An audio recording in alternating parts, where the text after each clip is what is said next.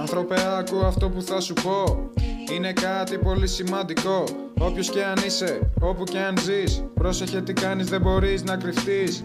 Το ίδιο χώμα με μένα πατάς, τα ίδια άστρα τη νύχτα κοιτάς. Στο δρόμο με τα όνειρά σου να προχωράς και το κάθε εμπόδιο να ξεπερνάς.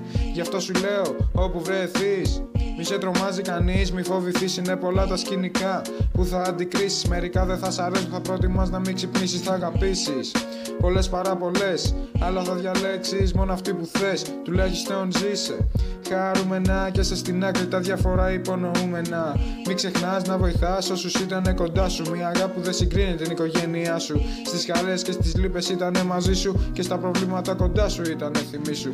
Φίλε μου, να ξέρεις, τα αλήθεια δεν διαφέρεις. Η ζωή πως θα τα φέρεις σίγουρα δεν ξέρεις. Ήχους θα ακούσεις, εικόνες θα δεις. Είναι τραχή το μονοπάτι της ζωής. Συνέχισε περπάτα, μη σταματάς.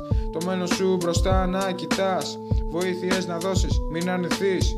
Ίσως κάποτε κι εσύ να χρειαστείς. Η ζωή σου θυμίσου είναι μικρή, γι' αυτό ζεις την όπως θες εσύ. Ίσως μονάχα να προσαρμοστείς, γιατί είσαι κάτοικος αυτής της γης. Η ζωή σου θυμίσου είναι μικρή, γι' αυτό ζεις την όπως θες εσύ. Ίσως μονάχα να προσαρμοστείς, γιατί είσαι κάτοικος αυτής της γης. Η ζωή σου θυμίσου είναι μικρή, γι' αυτό ζεις την όπως θες εσύ. Ίσως μονάχα να προσαρμοστείς, γιατί είσαι κάτοικος αυτής της γης. Η ζωή σου θυμίσου είναι μικρή, γι' αυτό ζεις την όπως θες εσύ. Ίσως μονάχα να προσαρμοστείς, γιατί είσαι κάτοικος αυτής της γης.